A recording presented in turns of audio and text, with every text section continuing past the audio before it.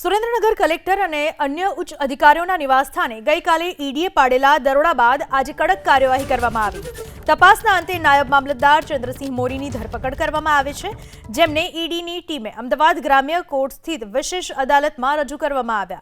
આ સમગ્ર મામલે વધુ પૂછપરછ અને પુરાવાઓ એકત્ર કરવા માટે ઈડીએ કોર્ટ પાસે આરોપીના 14 દિવસના રિમાન્ડની માંગણી કરી છે। ઈડીના દરોડા દરમિયાન તપાસમાં ખુલ્યું કે સુરેન્દ્રનગર જિલ્લા કલેક્ટર જે ફાઇલનો વહીવટ કરવાનો હોય તે ઘરે લઈ જતા હતા, જેથી તેમના બંગલામાંથી 100 ફાઇલો જપ્ત કરવામાં આવી હતી, જેને લઈને કલેક્ટર પણ શંકાના દાયરામાં આવ્યા છે।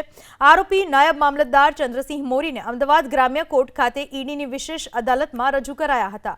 કોર્ટે ઈડીને શરૂઆતમાં ખખડાવી કે શા માટે નજીકની મેજિસ્ટ્રેટ કોર્ટ સમક્ષ આરોપીને રજૂ ન કર્યો, જેના જવાબમાં ઈડીએ કહ્યું કે કેસની ગંભીરતાને જોતા સ્પેશિયલ કોર્ટમાં લાવ્યા છીએ। કોર્ટે ઈડીની અટક અંગે ક્યારે અટક કરી, પરિવારને જાણ કરી વગેરે પ્રશ્નો પૂછ્યા હતા। ઈડીએ કોર્ટને કહ્યું કે દિલ્હી પોલીસમાં નોંધાયેલી ખંડણીની એક ફરિયાદની તપાસમાં આરોપી સામે વાંધાજનક મટીરીયલ મળી આવ્યું હોવાથી અટકાયત કરવામાં આવી છે। સોલાર પ્લાન્ટમાં મોટા પાયે થયેલી જમીન સંપાદનના મુદ્દે આ કાર્યવાહી થયાનો દાવો કરાયો।